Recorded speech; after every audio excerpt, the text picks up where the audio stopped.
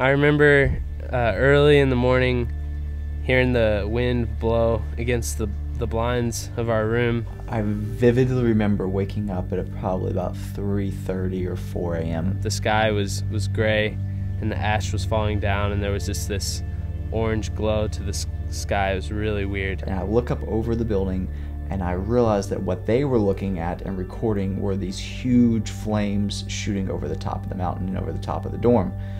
And then I realized that we have a problem. This is NBC Nightly News with Lester Holt. Good evening, everyone. Near Los Angeles tonight, firefighters are battling a brutal combination of near hurricane-force winds and fire.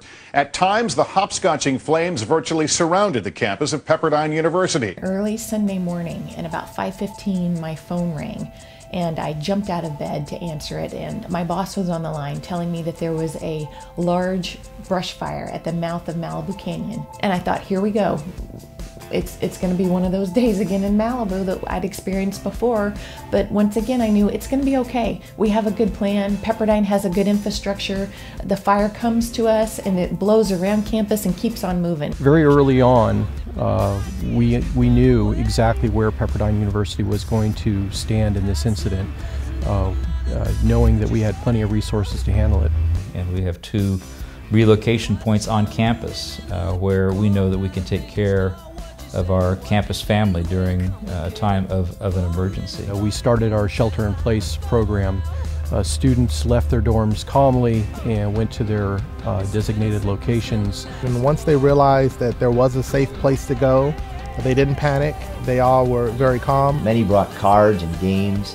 A lot of the students were very helpful, and we were all laughing and joking around because we felt safe and taken care of. On a personal note, the Malibu fire hits awfully close to home. I first learned about it not as a journalist, but as the father of a Pepperdine University student with this phone call.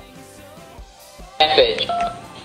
This is an emergency message from the Pepperdine EOC. All faculty, staff, and students on the Malibu campus are encouraged to relocate to the Tyler Campus Center or the Firestone Fieldhouse. Pepperdine's done a pretty good job. I was on the emergency response team there back in the 90s, so I know what they've done when it comes to security. They cleared a pretty good swath around the university. They have reclaimed water that's pumped out via sprinkler systems, and that's generally why when there's a fire in the Malibu area like we saw back in 1993, Pepperdine becomes the headquarters for the fire departments. They know they can go there, they can be safe, and at the same time it's a good vantage point to go out and attack these fires. I don't think there's another college or university in America that has thought through this as thoroughly as we have. Well, I've been through multiple fire campaigns.